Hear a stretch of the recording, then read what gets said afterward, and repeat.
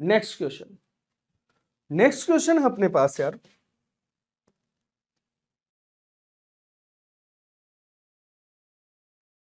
Next question है late P be a square matrix such that P square equals to I minus P।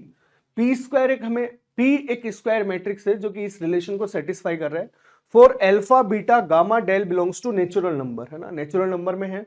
Where P raise to power alpha plus P raise to power beta equals to gamma I minus 29P। और यहां से हमें मिल रहा है P alpha minus P raise to power beta equals to del I minus 13P, then alpha plus beta plus gamma minus del, इनकी value हमें चाहिए। तो यार देखो, जैसे ही हमने सवाल देखा, सवाल देखते हमें यार ये दिखा कि हमें P raise to power alpha और P raise to power beta का सम तो हमें ये दे रखा है और डिफरेंस जो है वो हमें ये दे रखा है। तो हम ये कैलकुलेट कैसे करेंगे कि अल्फा बीटा गामा क्या होगा,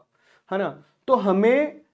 यदि इन इक्वेशन को यदि ढंग से देखें तो एक तो हमें जो हमें दिख रहा है, जो वेरिएबल नहीं जो कांस्टेंट है, वो है माइनस 29P और यहां पे है माइनस 13P। इसका मतलब हमें P मैट्रिक्स की दो पावर को इस टाइप से सम करना होगा जिनका जो सम है उसमें माइनस 29P आ रहा हो, और दोनों को सबसेक्ट हमें इस टाइप से करना होगा जहां पे माइनस 13P आ रहा हो, है ना। तो हम चलो P के बारे में बात करते हैं। तो हमने एक बार P स्क्वायर हमें गिवन है, कितना है भाई, I माइनस P। यदि मैं स्क्वायर करूं तो P रेज टू पावर 4 जो है यहां से वो कितना आ जाएगा, I माइनस P का स्क्वायर आ जाएगा, है ना, ऐसा ही आएगा, I minus P into I minus P। तो यहां से ये कितना आ गया, I plus P square minus 2P, ऐसा आ गया। बट हमें जो भी मैट्रिक्स लेना है वो तो हमें P की टर्म्स में चाहिए ना, वहां पे P स्क्वायर वगैरह नहीं होनी चाहिए, तभी तो हम इसे कंपेयर कर पाएंगे। तो P की टर्म्स में यदि लिखा इसको तो P स्क्वायर की वैल्यू जो है वो हमें I माइनस P गिवन ही है और ये आ गया माइनस 2P, तो इसकी वैल्यू आ गई 2I माइनस 3P, ऐसा ये मैट्रिक्स बन गया P रेज टू पावर 4। तो देखो, अब जैसे हमें ये इंफॉर्मेशन गिवन है तो हमने इन दोनों को ऐड करके देखा एक बार, P रेज टू पावर 2 और P रेज टू पावर 4, इन दोनों को जब हमने ऐड किया तो माइनस 4P आ रहा है, माइनस 4P आया, बट हमें कितना चाहिए, माइनस 29P चाहिए, है ना। तो हम थोड़ा और आगे बढ़े क्योंकि हमारे पास माइनस 29P तो अभी नहीं बना है ना। तो हमने क्या किया, ये हमारे पास P रेज टू पावर 4 की वैल्यू आई, हम थोड़ा और आगे बढ़ रहे हैं, हम अब क्या कर रहे हैं, P raise to power 6 calculate कर रहे हैं एक बार। P रेज टू पावर 6 हमें पता है कितना होगा, P raise to power 2 into P raise to power 4, तो I minus P into 2I minus 3P, यही होगा। तो यहां से कितना आ गया, यहां से ये आ गया 2I माइनस प्लस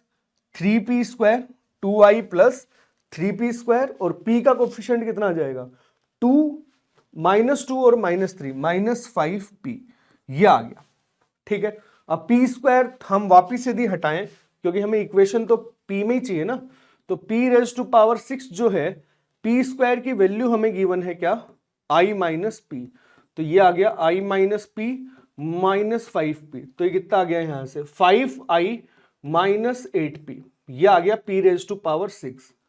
अब हमने वापिस P रेज टू पावर 6 और P रेज टू पावर 4 को ऐड करके देखा है ना, P रेज टू पावर 6 और P रेज टू पावर 4 को ऐड करके देखा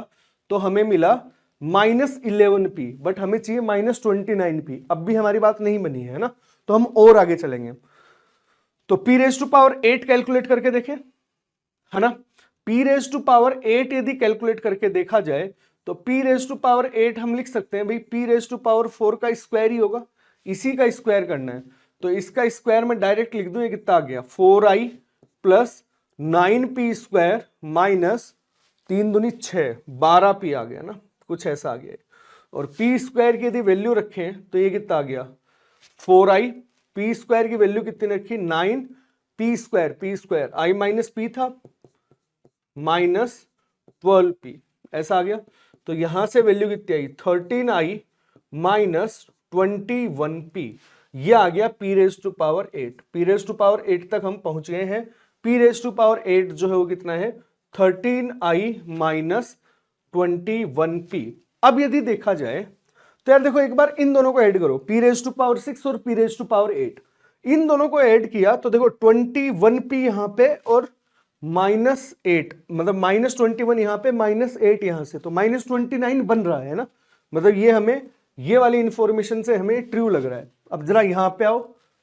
p raise to power alpha minus p raise to power beta, इन दोनों को सबसेट किया तो बिल्कुल काम हो रहा है, 13p ही बन रहा है। इसका मतलब हमें यह मिला कि यहां से हमें यह पता लगा कि यदि हम p raise to power 8 plus p raise to power 6 को ऐड करें तो देखो कितना आया, इन दोनों को ऐड किया तो ये मिला हमें 18i माइनस 29p,